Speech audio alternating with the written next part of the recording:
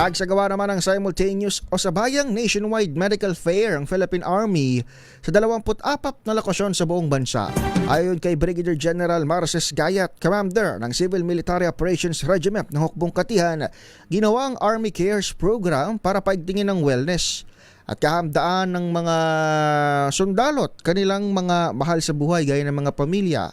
Kabilang sa mga serbisyong naihatid na naturang programa ay mga medical at dental services, eye check-up, acupuncture, massage at facial care. Katuwang ng Army sa aktibidad ang St. Luke's Medical City na nagbigay rin ng libreng vaccine at consultation. Nandito po kami para magbigay ng mga libreng serbisyo para sa ating mga kababayan sa mga sundalo at sa kanilang mga pamilya, magbigay ng mga kaampatang mga konsultasyon at saka may free vaccine kaming binigay ngayong araw. Ang Army Health Programs ay isang strategic anchor ng lahat ng civil military operations, projects and activities of the Army units deployed in any areas all over the country.